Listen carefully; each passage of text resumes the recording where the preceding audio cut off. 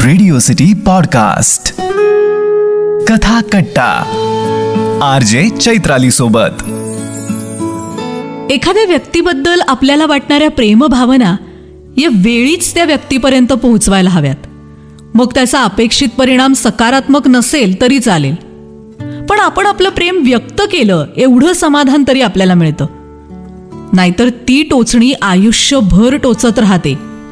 भातुकलीच्या खेळामधली राजा आणि राणी ही हेमलता पाटील यांनी लिहिलेली कथा आपण ऐकणार आहोत कथा कट्ट्यावर, अर्थातच माझ्या म्हणजेच चैत्रालीच्या आवाजात. भातुकलीच्या खेळामधली राजा आणि राणी. नोव्हेंबर महिना, सगळीकडे रियुनियनचे वारे. प्राजक्ताच्या पण डोक्यात आलं की शोधूयात आपणही 10वीचे बॅचमेट्स. FB वरून शोधाशोध आणि नंबर घेणं. मग एक एक मोती धाग्यात ओवला जाऊ लागला आणि मग त्या मोत्याचा धाग्यात ओवण्याचा नंबर आला. विवेकचा. तो परदेशात होता. सोन्याच्या मोहरांचा घडा सापडावा आणि आपला शोध पूर्ण व्हावा अशी त्याची अवस्था झालेली प्राजक्ताचा आवाज ऐकून. प्राथमिक गप्पा झाल्या. गेट टुगेदरला येण्यासही त्याने होकार दिला. पण आता विवेक आणि प्राजक्ता अधूनमधून बोलू लागले. 10वी पर्यंत एकाच वर्गात शिकलेले, तसे दोघेही हुशार, पण वर्गात मुलामुलींनी बोलणं म्हणजे समाजाने स्वयंघोषित केलेला दंडनीय अपराध.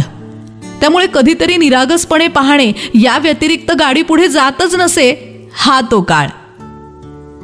एक दिवस अचानक विवेक प्राजक्ताला म्हणाला, प्राजक्ता, तुला एक सिक्रेट सांगायचंय. गेली कित्येक वर्ष मी माझ्या मनात ते कुलूप लावून डांबून ठेवलंय. ते सांगण्यासाठी सुरुवातीला तुला शोधावं असं वाटलंही, पण मी तरी कुठे तेवढा मोठा झालो होतो ग. तुझ्या एवढाच तर होतो ना. प्राजक्ता कावरीबावरी होऊन ऐकतच होती.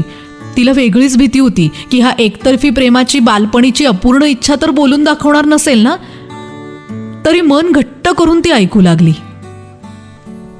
वर्गात अजून एक अतिशय कुशाग्र बुद्धिमत्तेचा मुलगा होता, प्रदीप.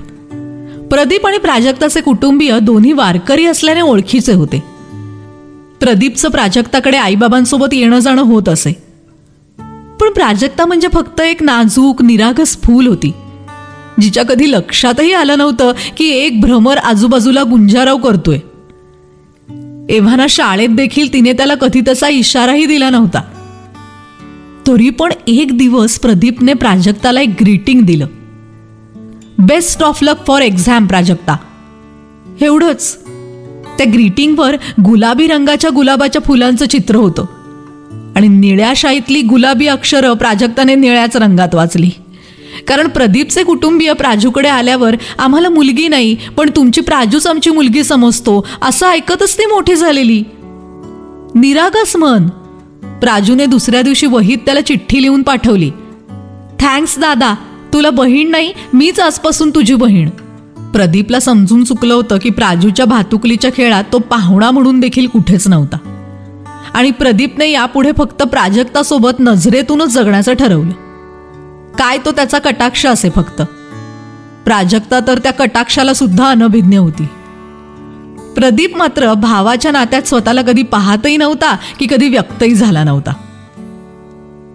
10वी नंतर जो तो आपापल्या मार्गाने निघून गेला. प्राजू सुद्धा कॉलेजात जायला लागली. प्रदीप दुसरीकडे शिकायला गेला. विवेकही बाहेरच शिकायला गेला. ते तिघे पुन्हा कधी समक्ष भेटलेच नाहीत. 12वी नंतर प्राजूचं लग्न ठरलं. विवेक आणि प्रदीप दुसऱ्या गावी राहायचे, पण प्रदीपचे कुटुंबीय ओळखीचे असल्याने प्राजूच्या लग्नाची पत्रिका प्रदीपच्या घरच्यांकडे येऊन पडली. बालसुलभ प्राजू आता नववधू झाली होती. मैत्रिणी आल्या होत्या लग्नाला. प्रदीपचं कुटुंबीय सुद्धा आलं होतं, पण प्रदीप नाही दिसला तिला. प्राजू पुन्हा अनभिज्ञच. तिने नवीन आयुष्याला सुरुवात केली. सासर तसं खूप लांब म्हणून फारसं येणं जाणं झालं नाही. लग्नानंतर 2 महिन्यांनी ती माहेरी आली होती. अंगावरची हळद नुकतीच फिकट झालेली आणि तिला समजलं तिच्या लग्नाच्या तारखेच्या 2 महिन्यांनंतर प्रदीपने आत्महत्या केली होती. प्राजूवर फक्त आणि फक्त प्रश्नांचं आभाळ फाटलेलं होतं, पण उत्तरं मिळालीच नाहीत. प्रदीपच्या आईवडिलांशी सुद्धा तिची भेट झाली नाही. फक्त मोजक्या आणि कोरल्या गेलेल्या आठवणी घेऊन प्राजू परत सासरी आली. पण प्रदीपने असं का केलं असेल या प्रश्नाचं उत्तर तिला झोपूच देईना. तिने VCR लावून आपल्या लग्नाच्या CDs लावून संपूर्ण सोहळा बारकाईने पाहिला. शेवटी प्राजक्ता सासरी जायला निघाली तेव्हा नवरीला सगळे निरोप देत होते. त्या दृश्यात लांब राजदूत गाडीजवळ एक मुलगा डोळे पुसत असल्याचं तिच्या लक्षात आलं. तो प्रदीपच होता. प्राजू निस्तब्ध, गोठून गेलेली, हादरून गेलेली. पण बोलणार कोणाला? उत्तरं मिळतील तिला, पण नाही मिळाली तरच बरं असंच तिला वाटायला लागलं. काळ हे प्रत्येक जखमेवरचं औषध. तसं प्राजूमधली ती बालिश मुलगी ही आता सावरू लागली आणि संसारात गुंतली. 19 वर्ष झाली या सगळ्याला. आणि आता रियुनियन. विवेक म्हटला, मी डिसेंबरमध्ये भारतात येतोय, आल्यावर तुला एक सिक्रेट सांगणार आहे. प्राजूने खूप आग्रह केला पण विवेकने फोनवर सांगितलं नाहीच. डिसेंबरमध्ये विवेक आला आणि प्राजूला कॉफी शॉपमध्ये भेटला. त्याने बेधडक बोलायला सुरुवात केली.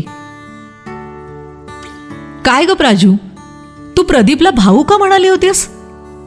अगं त्याने तुला ग्रीटिंग का दिलं होतं ते तुला समजलं कसं नाही? तो तुझ्या प्रेमात आकंठ बुडालेला होता, पण तू थँक्स दादा म्हणून त्याला सैरभैरच करून टाकलं होतंस. तो तरीही तुला एकदा स्पष्ट बोलणारच होता, पण तुमचे कौटुंबिक संबंध जिव्हाळ्याचे म्हणून तोही घाबरायचा. 12वी झाला की तो लगेच तुला भेटून त्याच्या मनातलं सांगणार होता. निकालाचीच वाट पाहत होता तो.